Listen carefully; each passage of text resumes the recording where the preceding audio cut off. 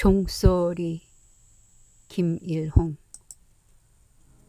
어머니는 살짝 곰보시다. 사실 살짝 곰보는 예쁘다고들 하는데 어머니는 네모형의 예쁜 얼굴은 아니라서 아버지는 어머니를 놀리실 때면 매주 빚어놓은 얼굴이라고 하셨다. 작은 키에 몸은 실하셨던 어머니의 약점은 얼굴의 곰보 자국이다. 약이 없던 시절 천연두를 알았으니 거의 죽음이나 마찬가지였으나 그래도 어머니는 살아남았다. 그 덕분에 내가 이 세상에 태어났으니 얼마나 다행스러운가. 어머니의 오른손 검지는 잘록하다. 입에 풀칠도 못할 정도로 가난한 집딸 6의 맏딸로 태어나 가사는 물론 아버지와 같이 농사일, 소먹이는 일까지 했다는데 가을 추수 때 탈곡기의 마디가 잘려나갔다고 한다. 그런데 그 손으로 만들어내는 음식 맛이 일품이시다. 아버지는 홀어머니를 모시고 살았는데 12살에 경북 경주에서 북간도로 가는 사촌들과 같이 북으로 올라가다가 철산 고을에 눌러앉게 되었다고 한다. 사촌들은 그럭저럭 자리를 잡았지만 아버지는 어린 나이에 떠돌이 생활로 시장을 배회하면서 야바이꾼들의 심부름이나 하면서 끼니를 얻어먹다가 나이 들어 자파상 점원으로 취직을 했다고 하신다. 그때 자파상은 나시며 칼 등 농기구를 팔거나 호롱불 석유를 파는 정도였다고 하는데 아버지는 상당히 바지런하고 삽삽해서 부침송도 많았다고 한다.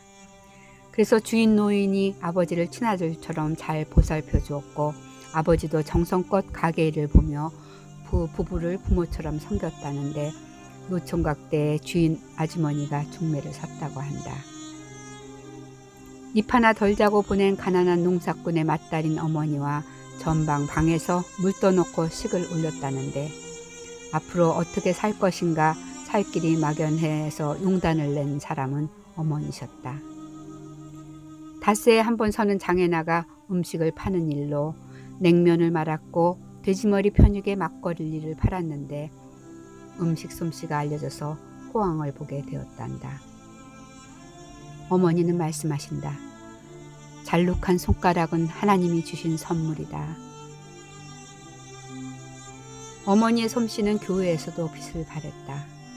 교회 모든 행사마다 어머니 손맛으로 음식이 만들어져 나갔다. 어머니가 번 돈으로 아버지는 땅을 샀고 첫 딸을 낳았다. 둘째는 아들, 어머니는 첫 아들에게 생명을 걸었다. 그 뒤로 아들 둘을 더 낳아 6남매를 두었지만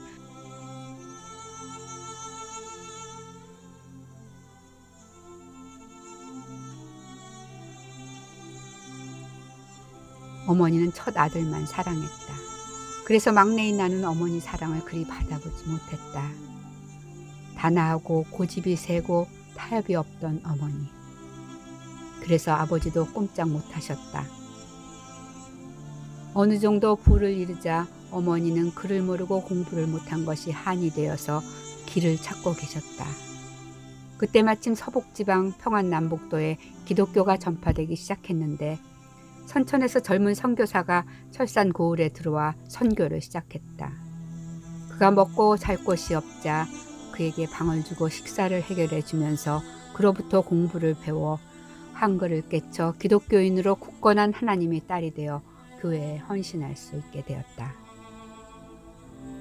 마침 철산 중부동에 교회를 헌당하게 되었는데 건축 헌금 모금이 힘들었다.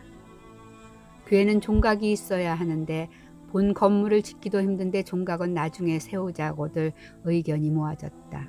그때 어머니가 내가 하겠다고 하셨다. 그리고 그러려면 나무로 해야 한다고들 하는데 어머니는 굳이 철탑 종각을 세워야 한다고 주장해 다들 망설였는데 결국 어머니 혼자 그 일을 맡으셨다.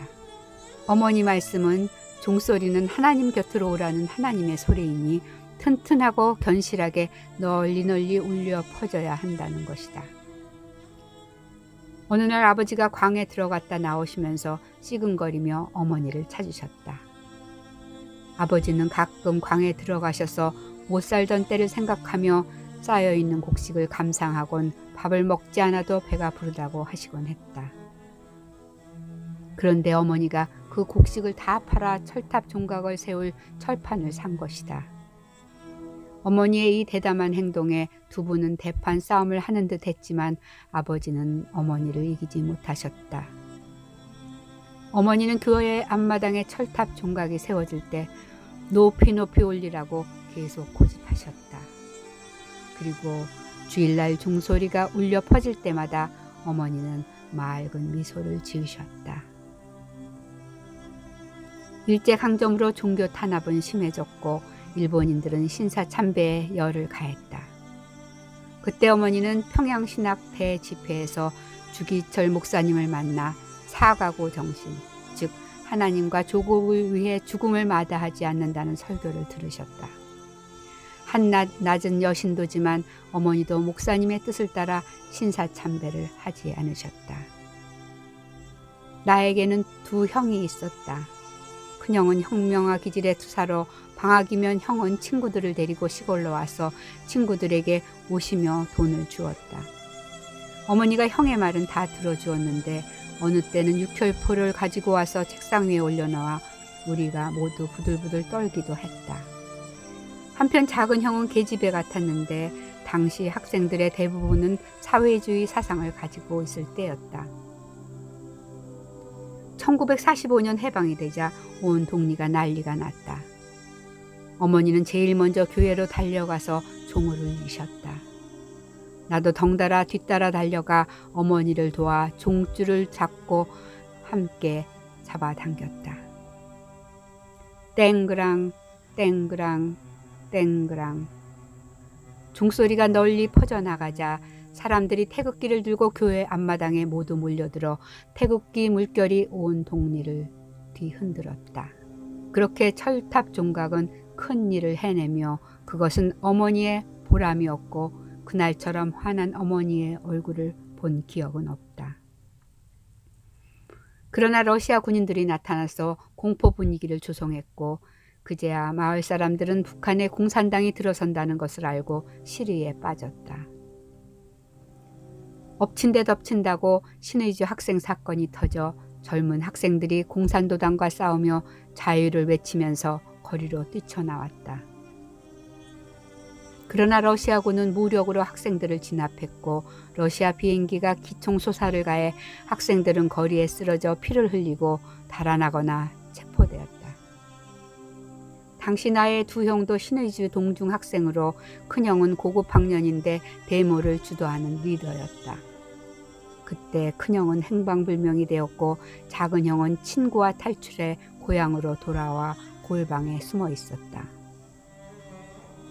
그 후 어머니는 큰형을 백방으로 찾아보았으나 허사였다.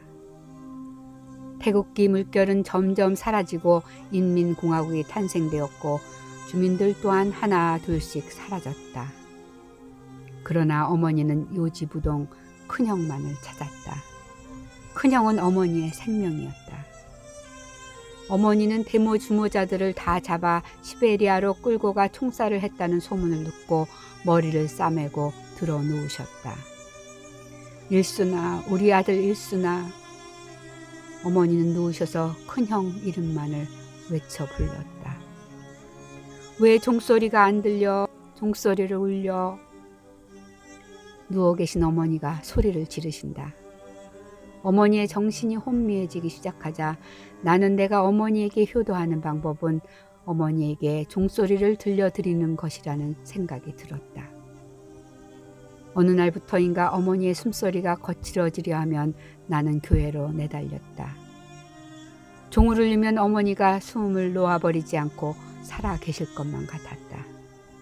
나는 종줄을 잡고 힘껏 내렸다 놓기를 반복했다. 땡그렁 땡그렁. 종소리가 울리고 나는 다시 종을 쳤다. 땡그렁 일순아, 땡그렁 일순아. 종소리가 큰형 이름으로 번져 울려 퍼지며 긴 여운을 남겼다. 큰놈이 왔어. 어머니는 이렇게 말씀하시며 희미하게 웃으시고 조용히 눈을 감으신다.